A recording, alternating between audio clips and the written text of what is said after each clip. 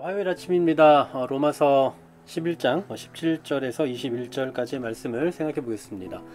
유대인과 이방인의 관계를 계속해서 말씀하고 있는데요. 오늘 본문에서는 특별히 이방인들의 교만에 대해서 경고를 하고 있습니다. 17절 말씀해 보시면요. 또한 가지 얼마가 꺾이었는데 돌 감람나무인 내가 그들 중에 접붙임이 되어 참 감람나무 뿌리의 진액을 함께 받은 자가 되었은즉 이라고 말씀합니다. 자, 두 가지 나무가 나오고 있죠. 하나는 돌 감람나무가 나오고 있고요. 또 하나는 참 감람나무가 나옵니다.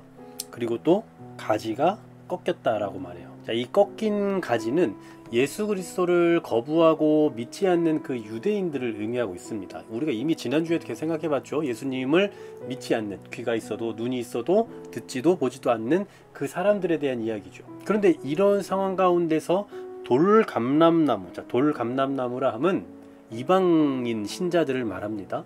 그 사람들이 접붙임이 되었어요. 자, 그럼 보세요. 이 돌 감람나무와 참 감람나무가 있는데 돌 감람나무인 내가 그들 중에 라고 말하는데 여기서 말하는 이 그들은 누구겠습니까? 바로 유대인들 가운데서 예수 그리스도를 영접한 남은 자들이라고 볼 수 있죠.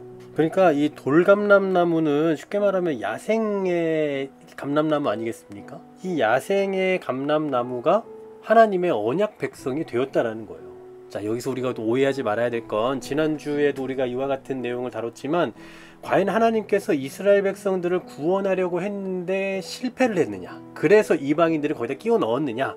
아닙니다. 하나님께서 이방인들을 구원하시기 위해 일부러 이스라엘 중 일부를 잘라내었다. 이렇게 생각해서도 안 돼요. 하나님의 구원의 계획은 절대 실패하지 않았습니다. 그럼 뭐가 실패했습니까? 굳이 실패를 누가 했냐라고 말한다면 이스라엘 백성들의 실패죠.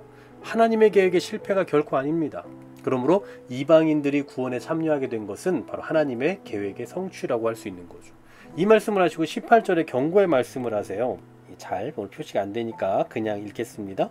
그 가지들을 향하여 자랑하지 말라. 자랑할지라도 내가 뿌리를 보존한 것이 아니요 뿌리가 너를 보존하는 것이다. 자, 이것은 이제 믿는 돌감람나무인 믿는 이방인 신자들에게 경고하고 있는 말씀입니다. 뿌리가 너희에게 의존하고 있는 것이 아니고 너희가 뿌리에 의존하고 있다는 거예요. 당연하죠. 근데 나무가 뿌리를 의존하는 거지 뿌리가 이 어떤 잎사귀와 열매를 의존하는 게 아니잖아요. 그러므로 그들이 구원을 받은 것은 자랑할 거리가 아닌 거예요. 왜냐하면 모든 것이 하나님의 은혜로 이루어진 일이기 때문입니다. 그러면서 19절에 이 이방인 신자들이 가질 수 있는 생각을 드러내죠. 그러면 네 말이 가지들이 꺾인 것은 나로 접붙임을 받게 하려 함이라 라고 생각할 수 있다는 겁니다. 그러니까 쉽게 말하면 이방인 신자들이 유대인들을 보고 깔볼 수 있다는 거예요.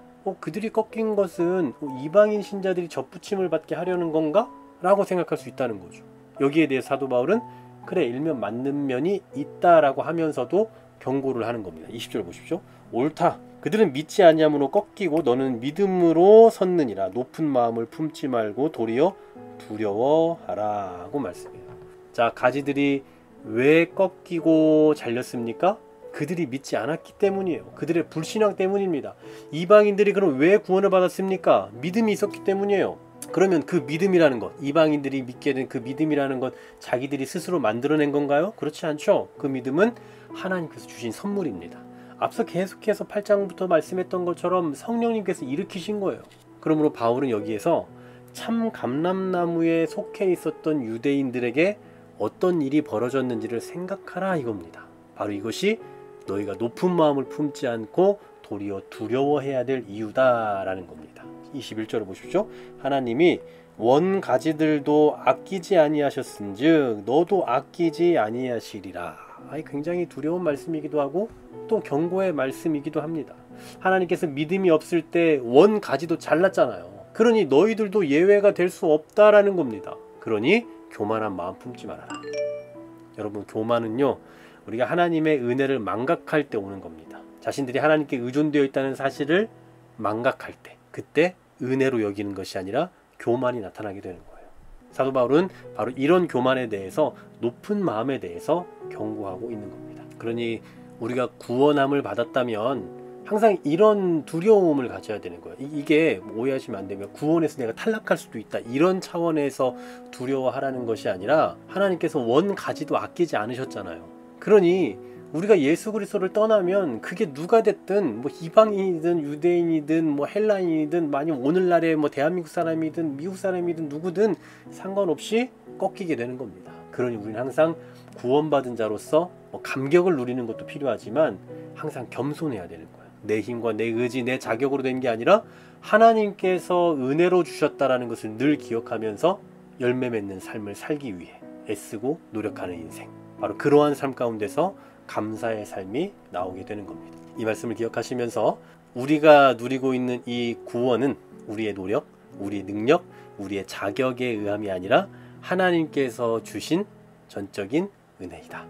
그러니 우리는 오늘도 그 은혜에 감사하며 살아갑니다 라는 심정으로 하루하루를 살아가시는 우리 모두가 되시기를 소망합니다. 하나님 감사합니다. 우리가 하나님의 은혜를 얼마나 크게 받았고 누리고 있는 존재인지를 다시 한번 기억하는 이 시간이 되게 하여 주시옵소서. 원가지들도 아끼지 않으셨던 그 하나님입니다. 그러니 오늘날 우리가 예수 그리스도 안에 접붙여 살아가지 않으면, 그러면 우리 역시 그 나무로부터 떨어질 수밖에 없는 존재임을 생각한다면 주님 앞에서, 그 은혜 앞에서 겸손할 수밖에 없는 우리의 위치를 생각하지 않을 수 없을 겁니다. 하나님, 늘 주님 앞에서 겸손하게 하시고 이 구원받은 자로서의 사실 앞에서 더욱더 겸손할 줄 아는 믿음의 삶을 살아가게 하여 주시옵소서. 예수 그리스도의 이름으로 기도하옵나이다. 아멘.